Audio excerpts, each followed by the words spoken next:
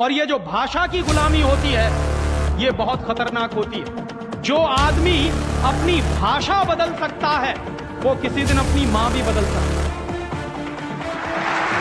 और ये मैं बहुत गंभीर बात कह रहा हूं। आपको कुछ दिन के बाद इस देश में कॉन्वेंट्स में से पढ़कर निकले हुए बच्चे ये कहते मिलेंगे कि वो कहते हैं ना, कॉन्वेंट के बच्चे, उनको तो हर चीज इंपोर्टेड चाहिए। Imported car, imported pen, imported pencil, imported television, imported refrigerator. अभी कुछ दिन के बाद कहेंगे कि अब हमको इंपोर्टेड मम्मी पापा भी चाहिए।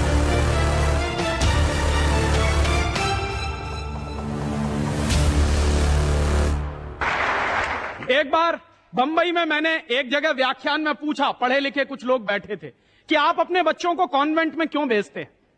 आपको मालूम है कॉन्वेंट का मतलब क्या होता? यूरोप के देशों में कॉन्वेंट का मतलब क्या होता? यूरोप में हजारों साल एक परंपरा रही है जो हमारे यहां कोई सोच भी नहीं सकता उसके बारे में। यूरोप की परंपरा क्या रही है हजारों साल?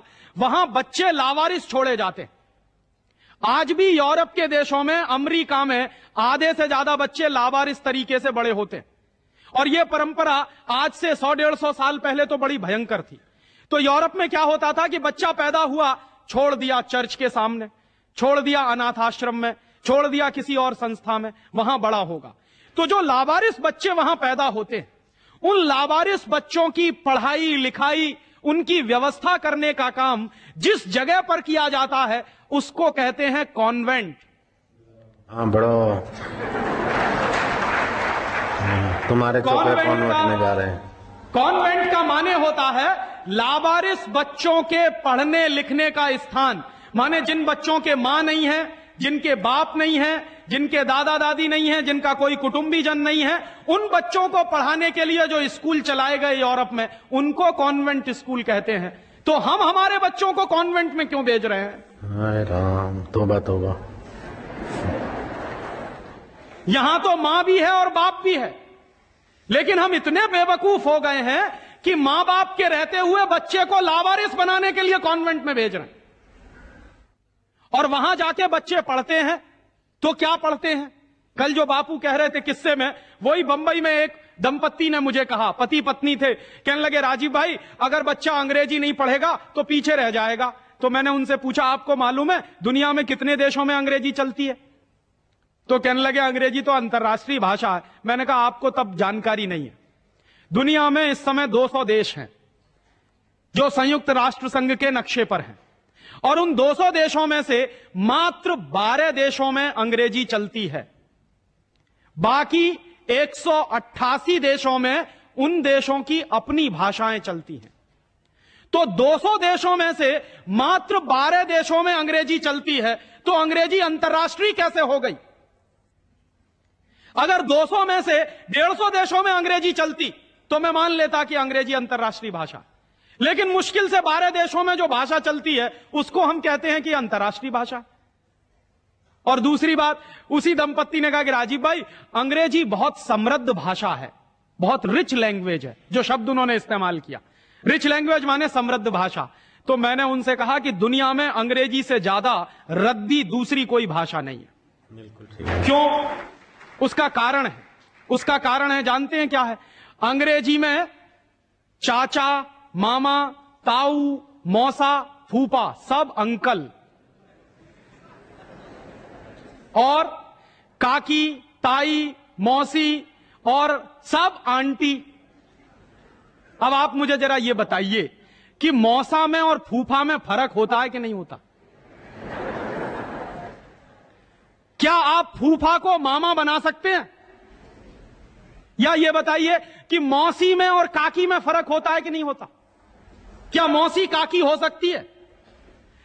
दुनिया की जिस भाषा में रिश्तों को कहने के शब्द ना हो वो सबसे रद्दी भाषा है। बिल्कुल ठीक।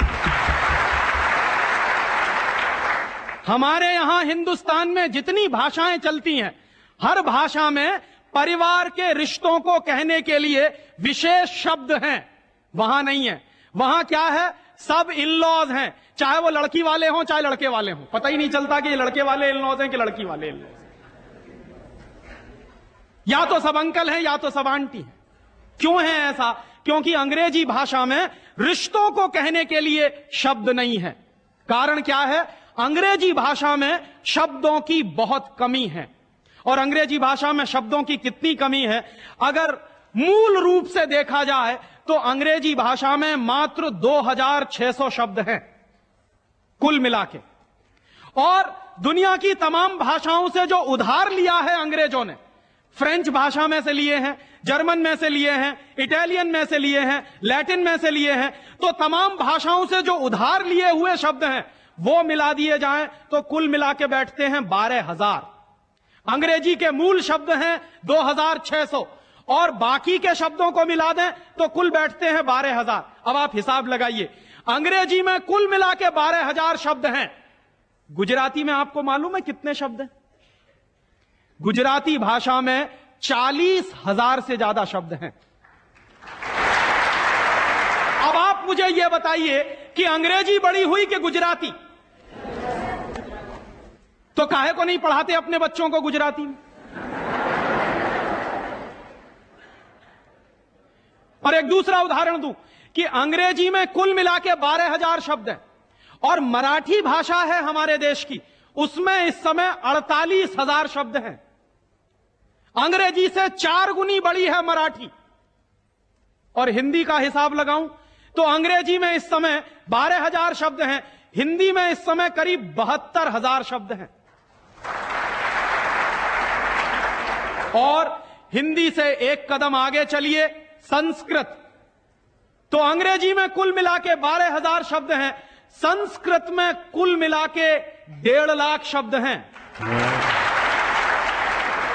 और संस्कृत से एक सीढ़ी और ऊपर चढ़िए, प्राकृत, जिसको हम सब भूल गए। प्राकृत को अगर ध्यान में रखें तो प्राकृत में 2.5 से 3 लाख शब्द हैं। दुनिया की सबसे बड़ी भाषा हमारे पास है, लेकिन हम बेवकूफों को मालूम नहीं है कि हमारे पास क्या है।